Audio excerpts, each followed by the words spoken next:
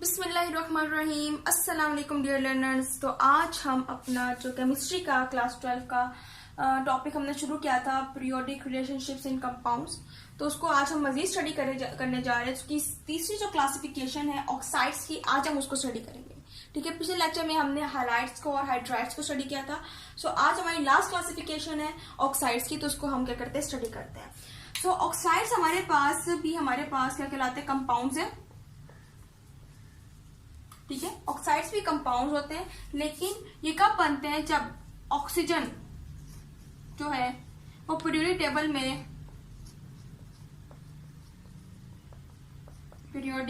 Table के किसी भी एलिमेंट के साथ मिलता है। ठीक है, यानी कि अब ऑक्सीजन के साथ जो है बाकी सारे एलिमेंट मिलेंगे और हमारे पास बनाएंगे ऑक्साइड्स। अब हम कहते हैं ज्यादातर केसेस में ऑक्सीजन पीरियोडिक टेबल के तकरीबन ऑलमोस्ट तमाम एलिमेंट्स के साथ कंबाइन होता है, मिलता है और ऑक्साइड्स बनाता है। ठीक है, लेकिन हम ऑक्साइड्स को जो क्लासिफाई करते हैं, क्लासिफिकेशन करते हैं, वो depend upon the bonding character, यानी कि इसकी तो बॉन्डिंग पे डिपेंड करते हुए।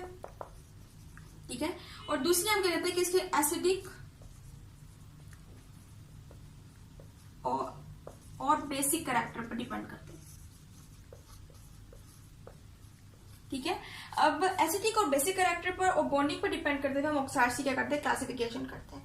जब हम कहते हैं कि हमारे पास मेटल ऑक्साइड्स, जैसा कि हमने बात की कि हमारे पास पीरियोडिक टेबल में कुछ मेटल्स हैं, कुछ नॉन मेटल्स हैं, ठीक है ना, और कुछ मेटलॉइड्स हैं जो हाफ मेटल्स हैं और हाफ नॉन मेटल्स हैं। सो इस केस में हमारे पास हम कहते हैं कि हमारे पास जो कुछ मेटल ऑक्साइड्स होते हैं, तो वो वाटर के अंदर डिसॉल्व होते हैं, तो वो देते हैं हमारे पास एक बेस। इसलिए हम कहते हैं कि क्या है इनका बेसिक कैरेक्टर।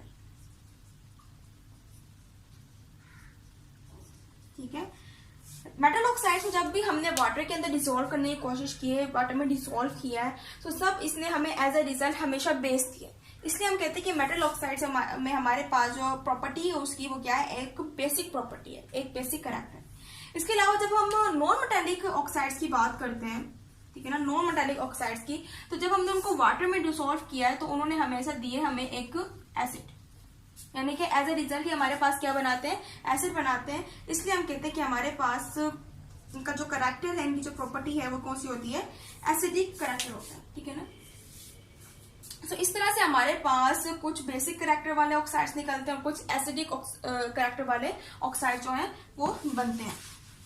इसके अलावा कभी कभार हमारे पास एसिड और बेस दोनों मिलते हैं और रिएक्ट करके हमारे पास साल्ट बनाते हैं, जिसके हमारे पास एक एसिड है Na2 ऑक्साइड, इसके अलावा सल्फेट ऑक्साइड। ठीक है, अब ये एज अ रिजल्ट हमारे पास बनाएगा sodium sulphate, which is a salt. So इधर एसिड और बेस ने क्या किया, रिएक्ट किया और एज अ रिजल्ट हमारे पास सॉल्ट बनी। यानी ये कभी कभार एसिड और बेस मिलकर हमारे पास क्या बनाते हैं, सॉल्ट भी बनाते हैं, प्रोड्यूस करते हैं। इसके अलावा हमारे पास जो तीसरी, जब हम इसको क्लासिफिकेशन करते हैं, तो हमारे पास एसिडिक में आगे, बेसिक क्लास में आगे तीसरी हमारे पास क्लासिफिकेशन होती है, जिसके अंदर हमारे पास उसकी प्रॉपर्टी, यानी ऑक्साइड्स की प्रॉपर्टी एसिडिक भी होती है एंड बेसिक।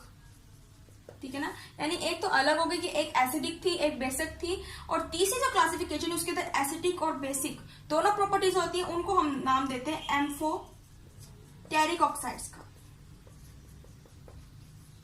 ठीक है ना, अब एम्फोटेरिक जो ऑक्साइड्स है हमारे पास, ज्यादातर लाई करते हैं बिटवीन द पीरियोडिक टेबल, यानी कि कहते हैं जो लेस इलेक्ट्रोनेगेटिव होते हैं, यानी कि जो नॉर्मल इलेक्ट्रोनेगेटिव होते हैं, लेस भी कह सकते हैं, एलिमेंट्स। ठीक है ना, अब ये इलेक्ट्रोनेगेटिव एलिमेंट जो होते हैं ज्यादातर हमारे पास, वो हमारे पास होते हैं एम्फोटेरिक ऑक्साइड्स। इसके अलावा जब हम बेसिक ऑक्साइड्स की बात करते हैं, जो कि मेटल ऑक्साइड से वाटर में डिसॉल्व होने के बाद बनते हैं, तो ये हमारे पास हमेशा बेसिक ऑक्साइड्स बनाते हैं। और बेसिक ऑक्साइड में ज्यादातर हमारे पास इनके पास होता है O2 नेगेटिव आयन। अब O2 नेगेटिव आयन जो है हमारे पास, उसके अंदर इतनी एफिनिटी होती है कि वो क्या कर सके, प्रोटॉन को गेन कर सके। इसलिए जब भी ये हमारे पास एक्वस सॉल्यूशन में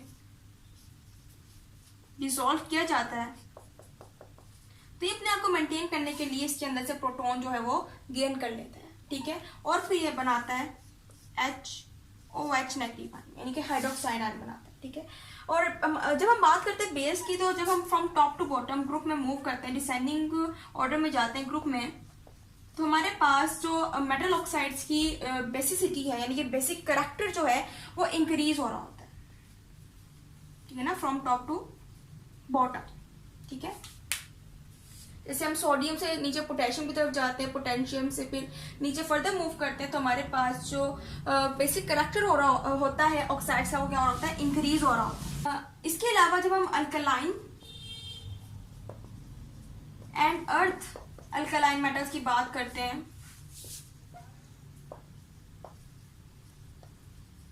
ठीक है ना, अब ये हमारे पास अल्कलाइन और अर्ध अल्कलाइन मेटल, जो हमने कहा था कि हमारे पास ग्रुप 1A एंड ग्रुप 2 है, ठीक है ना। ग्रुप 1 है हमारे पास अल्कलाइन होते हैं, ग्रुप 2 है हमारे पास जो फैमिली है वो होती है अर्ध अल्कलाइन मेटल्स। तो इन केसेस के अंदर सिवाय बेरिलियम के, एक्सेप्ट बेरिलियम, ठीक है, बेरिलियम के अलावा हमारे पास सारे जो एलिमेंट्स होते हैं वो शो करते हैं एसिडिक कैरेक्टर,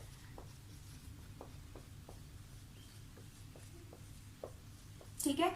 इसके अलावा बेरिलियम जो हमारे पास ऐड होता है इन द एम्फोटेरिक, और बाकी सारे जो लेस इलेक्ट्रोनेगेटिव एलिमेंट्स हैं वो भी, ठीक है ना, नेगेटिव एलिमेंट्स भी एम्फोटेरिक में। हम नॉन मेटल्स की बात करते हैं, ठीक है, तो जब भी हम उनको वाटर में डिसॉल्व करते हैं तो वो हमें देते हैं एक एसिडिक कैरेक्टर। जैसे हमारे पास कार्बन, नाइट्रोजन, ऑक्सीजन और फर्दर जो एलिमेंट्स हैं, जब भी उनको वाटर में डिसॉल्व किया जाता है तो हमारे पास क्या करते हैं, एसिडिक कैरेक्टर को शो करते हैं।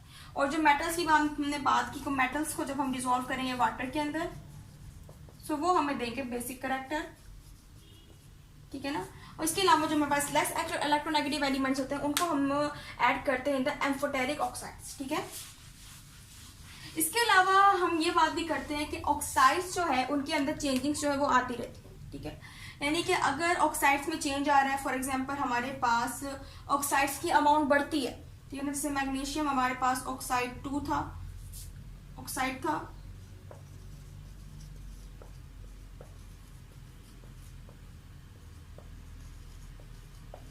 सो इस तरह से भी हमारे पास इंक्रीजमेंट जो है वो शो होती है, यानी कि हमारे पास एलिमेंट वही मौजूद है लेकिन हमारे पास ऑक्साइड की अमाउंट है वो क्या हो रही है, इंक्रीज हो रही है, जिसकी वजह से हमारे पास जो पूरा ऑक्साइड है उसके अंदर चेंजेस आती हैं। सो इस तरह से हमारे पास जब ऑक्साइड्स की अमाउंट बढ़ती है, ठीक है ना, नंबरिंग बढ़ती है, तो एसिडिक और बेसिक कैरेक्टर भी क्या होते हैं, अफेक्ट होते हैं, यानी उनके अंदर भी क्या आती है, चेंजिंग्स आती रहती है, ठीक है। सो ये था आज का हमारा लेक्चर। उम्मीद है आपको लेक्चर समझ आएगा। इंशाल्लाह अगले लेक्चर में हमारा जो लास्ट टॉपिक है फर्स्ट चैप्टर का, उसको हम स्टडी करेंगे, ठीक है। सो तब तक के लिए अल्लाह हाफिज़।